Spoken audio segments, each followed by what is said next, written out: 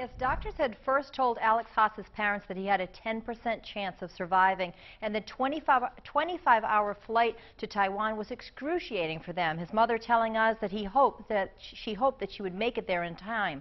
But whether it be Alex's endless spirit or the support that he's received, something kept him fighting, and he is here to tell his story.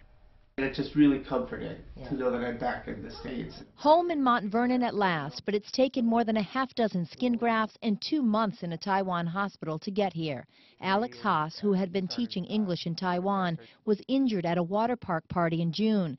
Colored flammable powder exploded after a large amount of it was blown into the air. I remember the man kind of tripped backwards, sprayed everywhere, and I kind of blinked for a second. And then fire. There was fire everywhere. This was Haas minutes before the fire. In seconds, 90% of his body was burned. His parents were given the grim news that he may not survive, and the whole family rushed out to see him. He was unconscious for 3, maybe 4 days, and of course we went in his room every day and we were singing to him, standing around the bed, making jokes, doing anything we could to try and get his attention. Haas surprised everyone. His recovery considered a miracle. He attributes it to family support and the bond he had with other victims.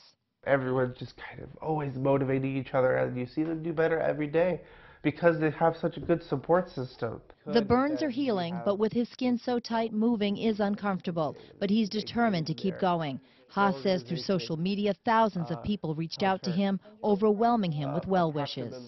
Such an incredible gift to receive. It's just, I get to be alive and I get to have the most incredible people to share my life with.